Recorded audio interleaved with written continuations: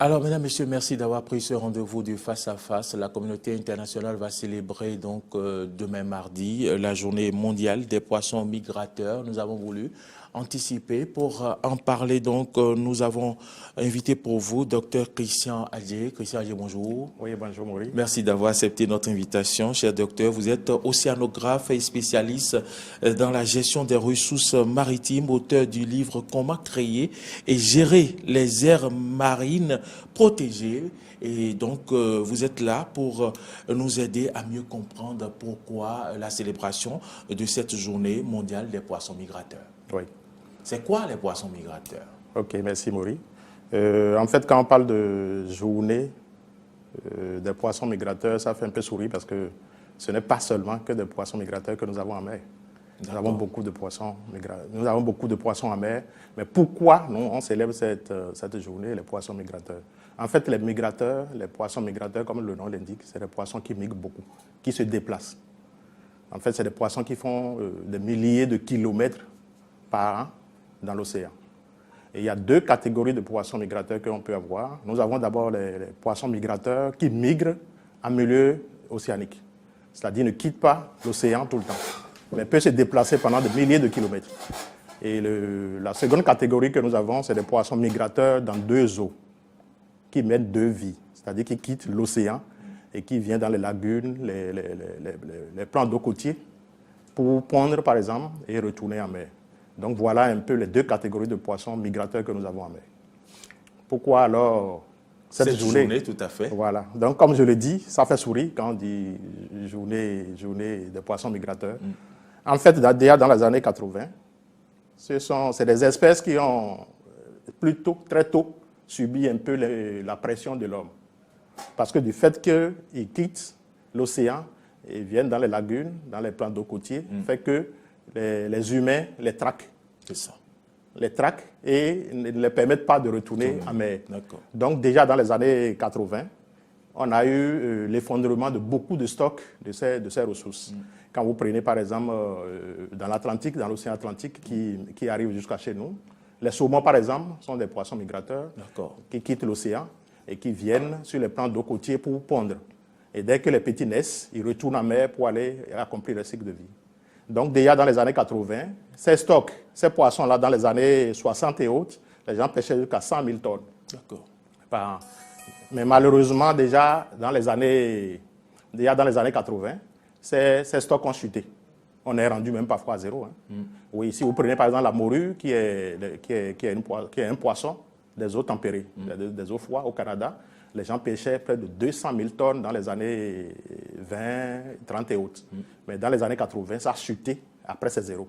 Ce qui a fait que ce soit au Canada, que ce soit en Europe ou dans notre océan, depuis les années 80, on a mis des moratoires pour ces ressources-là.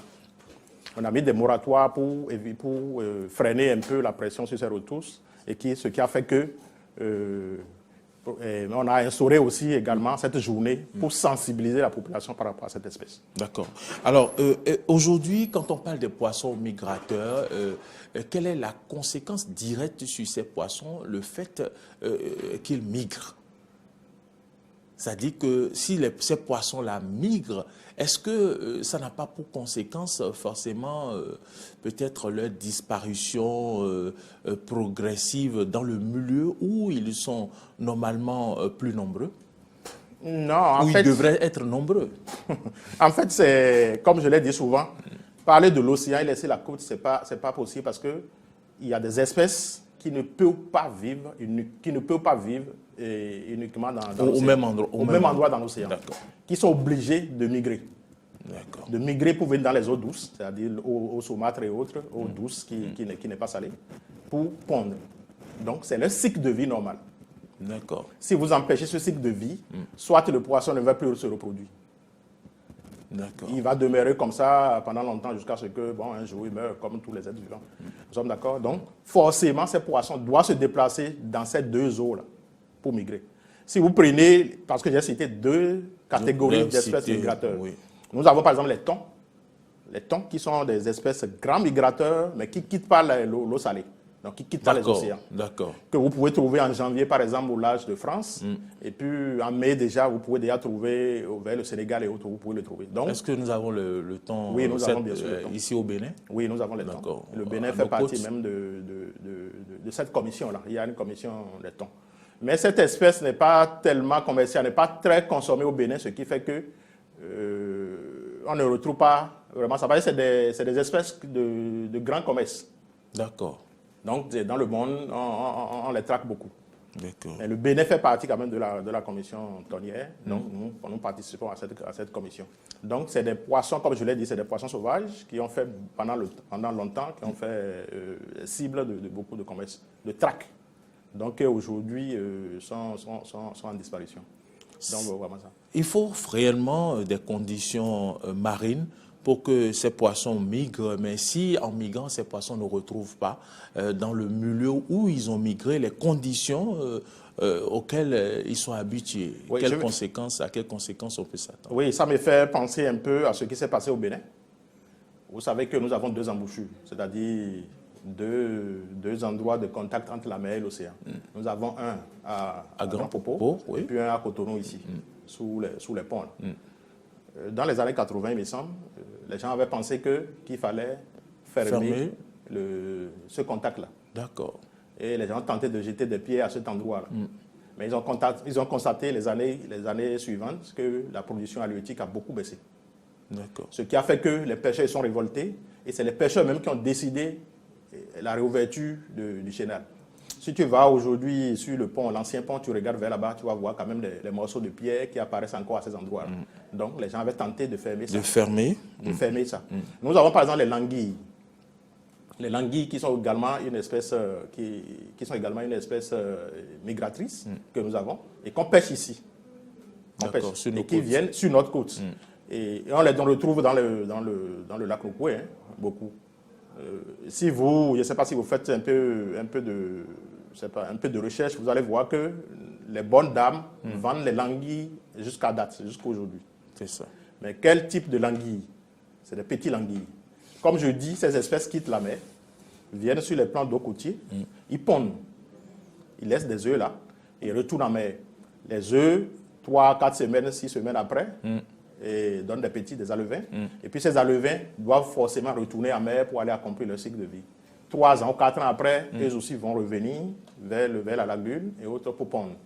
Mais il s'est fait que souvent, les pêcheurs mettent souvent des barrières, mettent des filets et autres pour empêcher le retour de ces poissons. D'accord.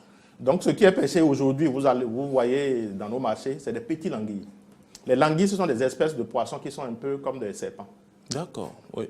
Peut-être que tu connais. Oui, je connais. Quand on était petit, les gens, on tourne ça un peu comme... Tout à fait. Jusqu'aujourd'hui, on vend. Oui, très bien, on voit les bonnes dames vendent ça. Voilà, les bonnes dames vendent. C'est les petits, en fait. D'accord. Les petits qui n'ont, je vais même dire, qui n'ont même pas encore un mois de vie. D'accord. Donc, on ne devait pas pêcher. Les languilles, c'est des poissons quand même qui ont de grosses tailles. Si on les laisse vivre pendant 3-4 ans, et autres, c'est des poissons, de très gros poissons, qui peuvent peser jusqu'à 10 kg, 15 kg. Donc, mais malheureusement, comme je dis, les filets et autres, là, leur bas, le retour. C'est ça. Et les gens les ramassent tout petits comme ça, longs, comme de ces. Donc ça va créer une disparition. Ça a déjà créé, parce que les grandes languilles, là, je ne les trouve plus pratiquement. Comme tu as dit, depuis notre naissance, là, c'est les petits là qu'on trouve souvent. Tout à fait. Alors que c'est parce qu'on les bat le retour que ces poissons n'ont pas l'opportunité de grandir. Donc c'est ça un peu. Ça s'est passé dans tous les pays au monde, que ce soit au Canada par rapport au saumon, et en France, en Europe par rapport... Au thon peut-être? Non, les thons, comme je dis, les thons restent en mer. Les thons viennent rarement, ou presque jamais, dans les plans. Les thons sont des migrateurs, mais marins. Ne quittent jamais là-bas. Donc il n'y a que... Vous avez les saumons, vous avez la morue, et autres, les languilles qui viennent un peu sur la côte, dans les eaux douces pour pondre. Voilà un peu. Donc, si on coupe cette chaîne-là, c'est qu'on a mis un problème, on a handicapé l'écosystème. Alors, en tant qu'océanographe, qu'est-ce qui se fait? Qu'est-ce qui est prévu pour la célébration de cette journée des poissons migrateurs? Est-ce que vous prenez des dispositions également pour protéger nos côtes ici par rapport à ces poissons qui migrent pour qu'on n'observe pas la disparition de ces poissons migrateurs? Oui, c'est vrai qu'au Bénin, on ne fête pas cette journée. C'est souvent la journée de l'océan, le 8 juin, là, que nous fêtons. Et c'est ça que nous sommes en train de préparer actuellement. Nous ne fêtons pas les poissons migrateurs parce que, comme je le dis, au Bénin, on n'a pas encore les plans d'aménagement appropriés pour ces ressources. C'est ça. Toutefois, la recherche du ministère de l'Enseignement supérieur de la recherche scientifique travaille avec le ministère de Cadre de Vie actuellement pour créer des réserves marines. Des réserves marines. C'est ces instruments qui vont nous permettre réellement de restaurer ces espèces qui ont disparu pendant longtemps. Donc pour le moment, nous travaillons et nous avons déjà 2 sites potentiels qui vont d'ici là accueillir les aires marines protégées, les premières aires marines protégées au Bénin. Et ça va faire avancer le Bénin. C'est ça. Comme je l'ai dit ici la dernière fois, il y a un réseau qu'on appelle Rampao. C'est le réseau des aires marines protégées de l'Afrique de l'Ouest. Nous sommes de l'Afrique de l'Ouest, mais malheureusement, nous ne faisons pas partie de ce réseau parce que nous n'avons pas encore une aire marine protégée. D'accord. Oui. Donc, comme je dis, nous et le ministère de Cadre de Vie avons déjà fait le premier pas en identifiant ces sites-là. Quand vous dites nous, c'est le Nous, c'est l'Institut, oui, l'Institut des recherches halieutiques et océanographiques du Bénin, d'accord, qui est sous le ministère de l'Enseignement supérieur et de la recherche scientifique. D'accord. Oui. Donc, nous avons déjà identifié avec le ministère de Cadre de Vie 2 sites et nous avons mené déjà des premières recherches qui vont d'ici là abriter les aires marines protégées, les premières aires marines protégées au Bénin. Et nous avons envoyé déjà le document à Rampao au Sénégal et ils l'ont accepté. Donc, et puis, c'était quand? En février passé, janvier-février passé, Rampao a eu son 8e, c'est ça, hein? Oui, ça doit être 8e ou 7e assemblée qu'ils ont eue, et ils ont accepté déjà le Bénin. D'accord. Oui, en attendant qu'on finalise, ces aires cette étape-là. Okay. Oui. Donc, voilà un peu ce que nous sommes en train de faire pour reconstituer ces stocks-là qui sont en perdition. Et aujourd'hui, dans le monde, c'est le meilleur instrument, la meilleure stratégie pour restituer, reconstituer ces espèces qui sont en déperdition. Comme vous allez constater, vous envoyez les pêcheurs sur le lac Nokoué, là, ils vont rester pendant toute la journée, ils ne vont pas descendre avec 1 kilo. Donc, nos plans d'eau ont des problèmes actuels. Oui, tous les stocks en général sont effondrés. Très bien, on espère que vous nous reviendrez pour parler, quand vous allez finir la création de ces aires marines protégées, vous nous reviendrez pour qu'on en parle plus amplement. Okay. Docteur Christian Adjé, merci d'être venu. Votre mot de la fin? Merci Maury. Oui, mon mot de la fin, c'est j'appellerai les autorités du ministère de Cadre de Vie à nous aider, à aller plus vite pour qu'on puisse finaliser la création de ces aires marines protégées, qui va être vraiment une grande fierté pour le Bénin. Et ça va nous aider également dans la gestion des ressources maritimes, et qui est encore un grand levier pour la sécurité alimentaire. Merci. Merci, docteur Christian Adjé. Vous êtes venu nous parler de la célébration de cette journée mondiale des poissons migrateurs. Vous nous avez aidé à comprendre un peu ce que c'est que les poissons migrateurs, les espèces qui migrent donc parmi les poissons marins. Et donc, nous avons reçu pour vous l'océanographe et spécialiste dans la gestion des ressources humaines. Il est bien l'auteur du livre « Comment ressources maritimes », bien sûr. Il est bien l'auteur du livre « Comment créer et gérer les aires marines protégées ». Merci de nous avoir suivis. Docteur Christian Adjé, merci d'être venu dans ce studio. Oui. Mesdames, Messieurs, je vous laisse donc en compagnie de Natacha Kofi.